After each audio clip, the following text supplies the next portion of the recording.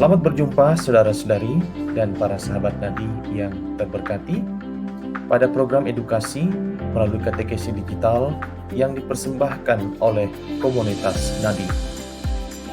Pada kesempatan ini kita bersama-sama membahas topik 22 gereja adalah gereja Katolik. Mengapa? Mari kita bertolak dari kanon 1 KHK atau Kitab Hukum Kanonik 1983 yang berbunyi, kanon-kanon dalam kitab hukum ini berlaku hanya untuk gereja Latin. Lalu, apa yang dimaksud dengan gereja Latin? Gereja Latin adalah gereja yang berfondasikan tradisi Latin dan berkedudukan di Roma. Gereja ini langsung berada di bawah kepemimpinan Istri Paus. Gereja inilah yang menggunakan KHK 1983. KHK 1983 ini terdiri atas 1752 kanon dan mengikat semua anggota gereja Latin, yakni gereja yang langsung berada di bawah kepemimpinan Istri Paus Fransiskus bersama para uskup di seluruh dunia.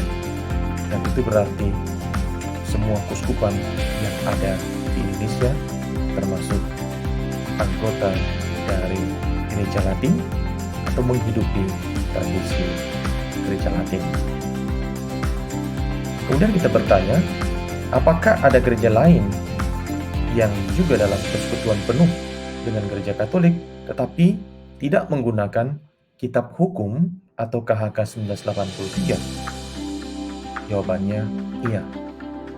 Ada 21 gereja yang disebut gereja Ritus Timur dari tradisi Yunani menggunakan kitab hukum gereja-gereja Timur atau biasa disebut Codex Canonum Ecclesiarum Orientalium, singkat biasanya dengan CCEO.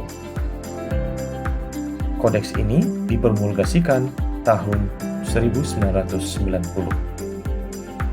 Kitab hukum ini terdiri atas 1546 kanon yang mengatur aspek sosial kehidupan gereja Timur.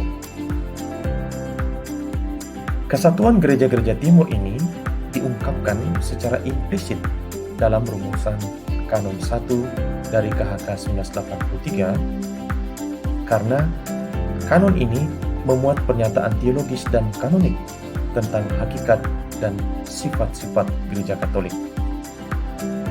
Pertama, hakikat gereja sebagai persekutuan atau komunio. Artinya, gereja Katolik merupakan persekutuan atau komunio dari gereja-gereja yang otonom di timur dengan tradisi Yunani dan di barat yang berfondasikan tradisi Latin dan pusatnya berkedudukan di Roma.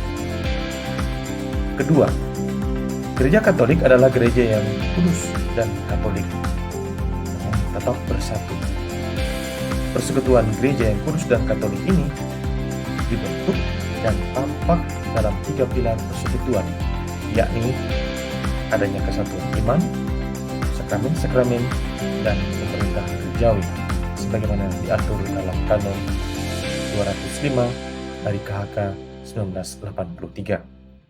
Kemudian, gereja-gereja Timur adalah gereja-gereja yang berbeda dalam liturgi, namun bersatu dalam disiplin gerejawi dan tradisi spiritual yang berada di bawah hierarki. Dengan demikian, gereja-gereja Timur membentuk gereja-gereja partikular atau gereja-gereja menurut ritus, yang dalam istilah Latin disebut gereja sui juris, sehingga gereja-gereja ini menjadi komunitas yang otonom. Nah, ada 21 gereja Timur. Apa saja itu gereja-gereja itu? Ada 5 ritus. Yang pertama adalah gereja dari ritus Alexandria, itu meliputi gereja Koptik dan Ethiopia. Kemudian yang kedua adalah ritus Antioquia, ini mencakup gereja Malangkara, Maronit, dan Syria. Kemudian ada gereja dari ritus Bizantin. Ini mencakup gereja Albania, Belarusia, Bulgaria, Yunani, Italo-Albania, Yugoslavia, Melkit, Romania, Rusia, Bulgaria, Slovakia, Ukraina, dan Hungaria. Kemudian ritus yang keempat, yakni ritus Kaldea.